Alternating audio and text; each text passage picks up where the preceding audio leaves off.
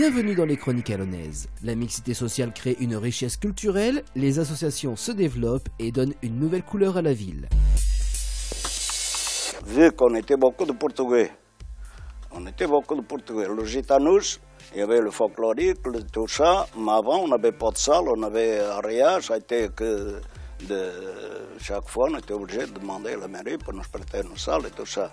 On s'est bagarré avec lui, qu'on a réussi à avoir la salle. Le milieu associatif est vraiment mis en avant. C'est vrai qu'il y a des mises à disposition pour les associations qu'on ne retrouve pas dans d'autres villes du département ou de la région. Moi, une association qui est basée sur Allonne a tous les locaux mis à disposition gratuitement, du personnel aussi pour différents événements, des salles, etc., des transports, on peut prendre un minibus, etc. Donc concrètement, on facilite aussi la création d'associations et l'accès aussi aux associations pour pouvoir créer des événements.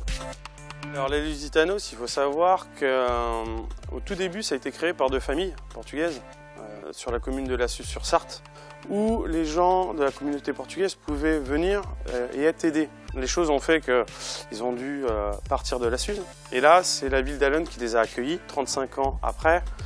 On a l'association des Lusitanos qui était exclusivement dédiée à de la musique, à du chant et à de la danse, a été transformée avec les années. Avec l'aide de la mairie, aujourd'hui on a à notre disposition une salle qui fait à peu près 350 mètres carrés.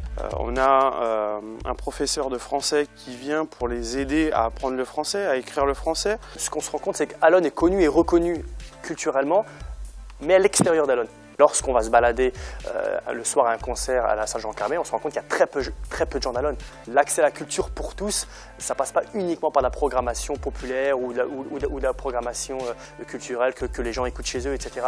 C'est un travail de longue haleine, c'est faire de la médiation, c'est prendre les gens, aller les chercher où ils sont, les prendre par la main et leur faire prendre conscience que ces lieux culturels leur appartiennent. Ce sont les lieux de leur ville et donc ils ont accès, comme tous les gens, et notamment les gens du Mans, à ces lieux culturels. Mais ce n'est pas évident, vraiment.